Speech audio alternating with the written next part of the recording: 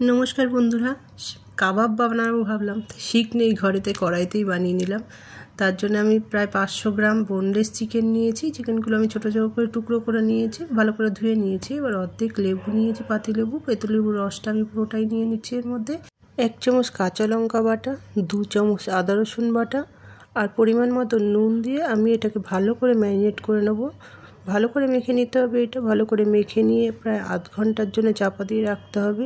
Minimum আধ ঘন্টা তো রাখতেই হবে, তার থেকে বেশি রাখতে পারলে ভালো হয়, মাংসটা বেশ সফট হবে। এবার আমি ননস্টিক কড়াইয়ের মধ্যে অল্প সর্ষের তেল দিয়ে তাতে 1/2 চামচ বাটার দিয়ে ভালো করে মিশিয়ে নেব। এর মধ্যে আমি 2 চামচ বেসন দিয়ে তেল আর বাটারের সাথে বেসনটা ভালো করে মিশিয়ে নেব।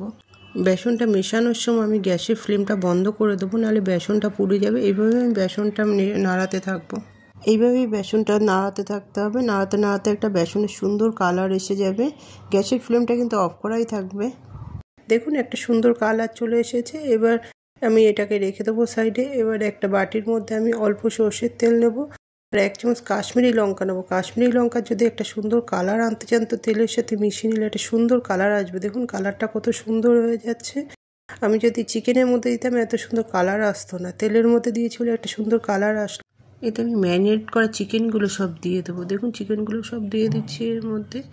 এবার যে বেসনটা আমি ভেজে রেখেছিলাম তার প্রায় 2 চামচ মতন দেবো। এই বেসনটা আপনার ফ্রিজে প্রায় 1 মাস মতো সংরক্ষণ করে দিতে পারবেন। ফ্রিজে সংরক্ষণ করে রাখলে এর টেস্ট একেবারেই পাল্টাবে না, পরে কোনো রান্না আবার ব্যবহার করতে পারবেন। এর মধ্যে আমি অল্প করে জিরে ধনের গুঁড়ো আর ছোট 1 চামচ বিট নুন দিয়ে আর সামান্য পরিমাণে এমনি নুন দিয়ে, আর এর মধ্যে কাসুরি মেথি অবশ্যই দেবেন, ভেজেও দিতে পারেন, এমনিও দিতে পারেন, কাসুরি মেথি দেবেন। আর দেখুন 50 গ্রাম মতন আমি টক দই দিয়ে দিচ্ছি এর মধ্যে।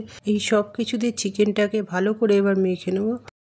এইভাবে চিকেনটাকে ভালো করে মেখে নিয়ে কিছু সময়ের জন্য ঢাকা দিয়ে রেখে দেবো। এবার ননস্টিক কড়াইয়ের মধ্যে আমি অল্প পরিমাণে সাদা তেল 1/2 চামচ বাটার দিয়ে ভালো করে মিশিয়ে নেবো। গ্যাসের ফ্লেমটা একটু কম করেই দেবো। বাটার আর তেলটা আমি ভালো করে মিশিয়ে নিই। এর মধ্যে আমি চিকেনগুলোকে এক এক করে দিয়ে দেবো। কড়াইয়ের মধ্যে যে কটা চিকেন ধরবে আমি সে কটা চিকেন পিসই এর মধ্যে দিয়ে দেবো। দেখুন এক এক করে আমি চিকেনগুলো এর মধ্যে সব দিয়ে দিচ্ছি। চিকেনগুলো দিয়ে আমি কিছু সময়ের জন্য এটা ঢাকা দিয়ে দেবো। কিছু সময় ঢাকা দিয়ে করলে চিকেনগুলো বেশ নরম হবে। অল্প সময় পরে ঢাকাটা তুলে নিয়ে আমি চিকেনগুলোর দিকে দেখুন কতটা তেল বেরিয়েছে। এবার চামচের সাহায্যে আমি তেলগুলো চিকেনের উপরে সব দিয়ে দিচ্ছি। এভাবে দিতে দিতে একসময় চিকেনগুলো উল্টে দেবো। আমি সবকটা চিকেনই আমি উল্টে দেবো। একটা সাইড ভাজা হয়ে গিয়েছে, উল্টে দিয়ে আমি এর উপর দিয়ে বাটার ব্রাশ করতে দেবো যাতে চিকেনটা শক্ত না হয়ে যায়, যাতে সফট থাকে। এভাবে বাটার ব্রাশ করে দিয়ে পরে আমার চিকেনের তৈরি হয়ে গেছে। দেখুন চিকেন কাবাবটা কত সুন্দর তৈরি হয়েছে। এভাবে একবার করে খেয়ে দেখবেন, খুবই ভালো লাগে। আমি 1 পিস চিকেন আবার গ্যাসে পুড়িয়ে দেখিয়েছি আপনাদের। এভাবে পুড়িয়ে নিতে পারেন। এইভাবে পুড়িয়ে নিলেও এটা বেশ ভালো লাগে খেতে।